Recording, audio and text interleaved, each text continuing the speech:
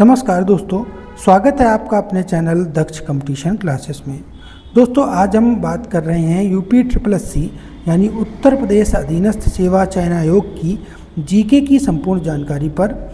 यहाँ हम आपको जीके प्रश्नोत्तर के रूप में यूपी SSC की स्थापना, संरचना, कार्य, परीक्षाएं और महत्वपूर्ण तथ्य बताएंगे।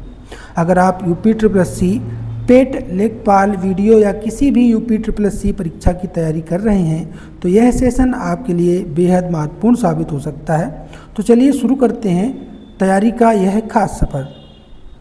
सबसे पहले यूपी SSC की स्थापना किस वर्ष हुई थी? तो दोस्तों ये 1988 में की गई थी। अगला प्रश्न है यूपी SSC का मुख्यालय कहाँ पर स्थित है? तो ये लखनऊ उत्तर प्रदेश में है। यूपी SSC का पूरा नाम बताओ? तो Uttar Pradesh subordinate service selection commission इसका अंग्रेजी में नाम होता है और हिंदी में इसे कहते हैं उत्तर प्रदेश अधीनस्थ सेवा चयन आयोग। अगला प्रश्न है यूपी SSC का गठन किस अधिनियम के तहत हुआ था?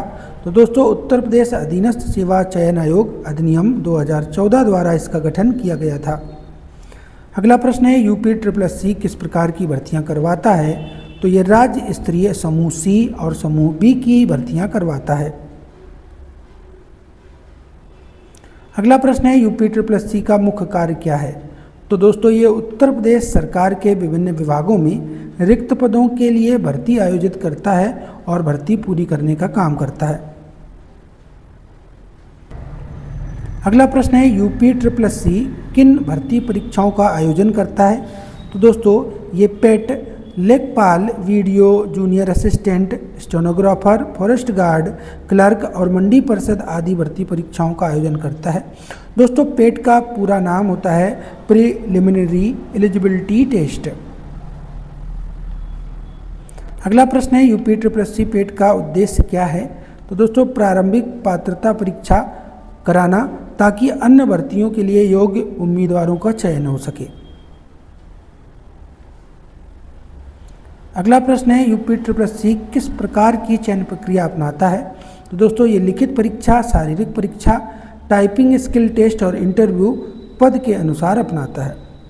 अगला प्रश्न है यूपी SSC द्वारा किस भाषा में परीक्षा आयोजित की जाती है? तो ये हिंदी और अंग्रेजी दोनों माध्यमों में परीक्षा को आयोजित करता है।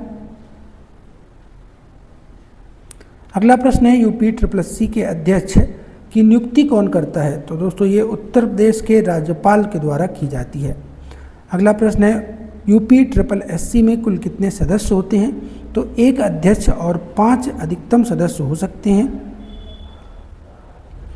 अगला प्रश्न है यूपी SSC अध्यक्ष का कार्यकाल कितने वर्ष का होता है? तो ये 5 वर्ष या 65 वर्ष की आयु तक होता है, इनमें से जो पहले पूरा हो जाए। अगला प्रश्न है यूपी SSC का वर्तमान में अध्यक्ष कौन है? तो दोस्तों 2025 में यूपी SSC के अध्यक्ष जो हैं वो हैं सत्यनारायण साबत।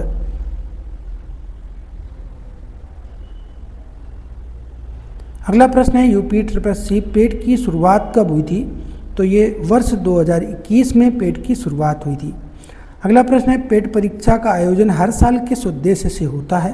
तो दोस्तों ग्रुप सी के पदों पर भर्ती के लिए एक सामान्य पात्रता परीक्षा के रूप में इसका आयोजन होता है।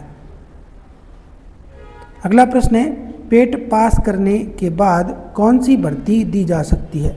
तो दोस्तों लेखपाल, वीडियो, कनिष्ठ सहायक, स्टेनोग्राफर, क्लर्क, फॉरेस्ट गार्ड या तकनीकी सहायक आदि पदों पर भर्तियां दी जा सकती हैं। अगला प्रश्न है यूपी SSC द्वारा परीक्षा का पैटर्न कैसा होता है? तो दोस्तों ये OMR आधारित होता है, ऑब्जेक्टिव टाइप होता है और इसमें मल्टीपल चॉइस क्वेश्चन दिए जाते हैं। अगला प्रश्न है पेट परीक्षा में कितने अंक का प्रश्न पत्र होता है? तो दोस्तों इसमें 100 अंक का प्रश्न पत्र होता है। अगला प्रश्न है पेट परीक्षा में नकारात्मक अंक यानी नेगेटिव मार्क है या नहीं? तो दोस्तों हाँ होता है, 0.25 अंक का।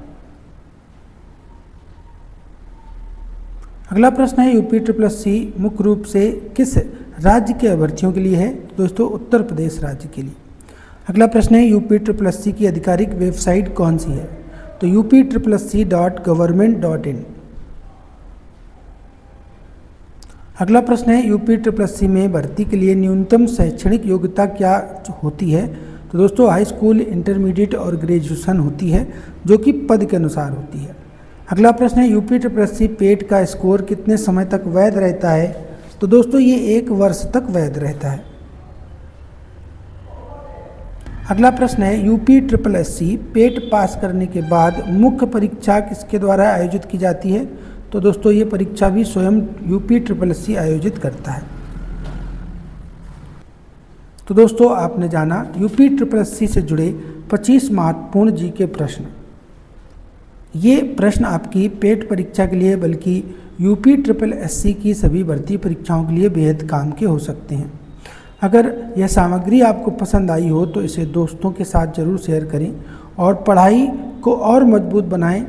मिलते हैं अगले सेशन में, तब तक के लिए पढ़ते रहिए, सीखते रहिए और आगे बढ़ते रहिए। जय हिंद, जय भारत।